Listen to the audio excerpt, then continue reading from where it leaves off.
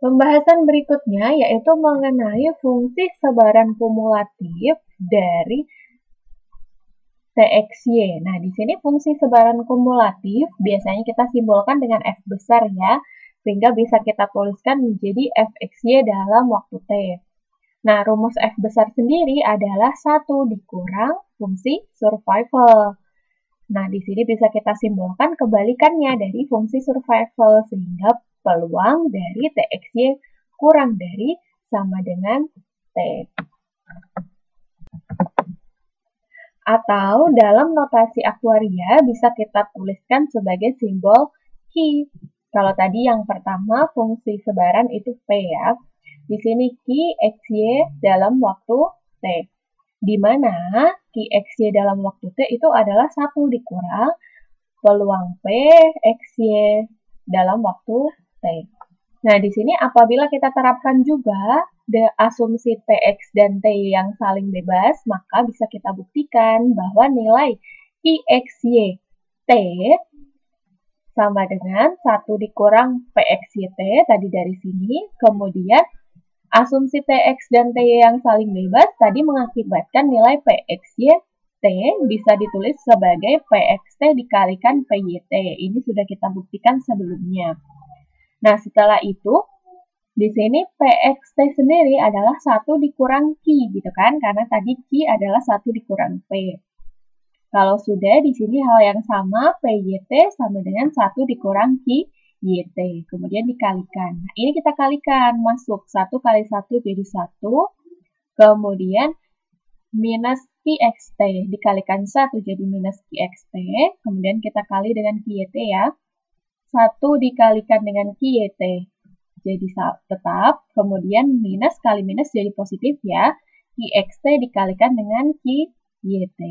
Nah, sehingga kita bisa buka kurung, jadi 1 kurang 1 habis, kemudian 1 tinggal minus ya, minus kali minus jadi positif QXT, kemudian positif QYT, lalu minus QXT dikalikan QYT. Jadi nilai dari QXY T itu sama seperti QXT ditambah QYT dikurang QXT dikalikan QYT.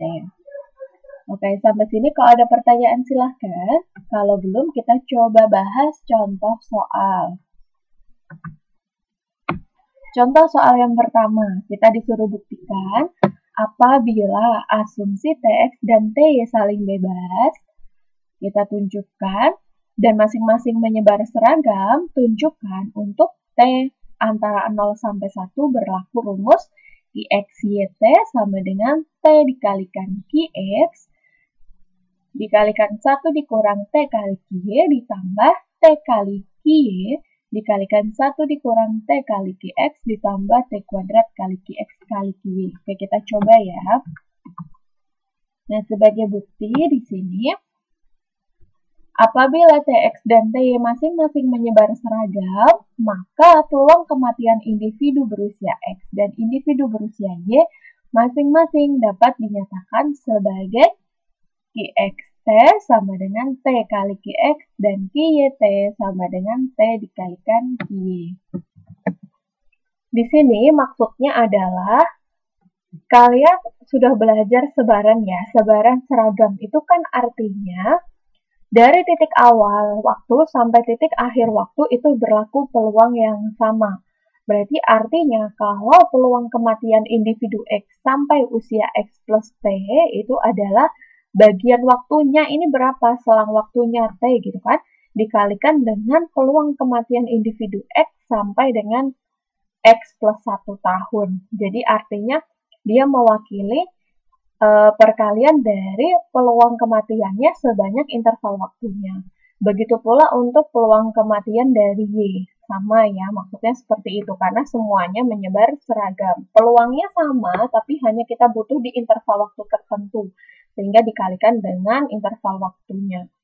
Nah, kalau sudah punya, berarti sekarang kita buktikan kita sudah punya modal sebelumnya ya. Kalau untuk asumsi Tx dan Ty yang saling bebas, kita punya QXY T itu sama dengan QXT ditambah QYT dikurang QXT dikalikan QYT. Nah, kalau sudah, berarti di sini bisa kita ubah nilai Qxt tadi menjadi T kali Qx.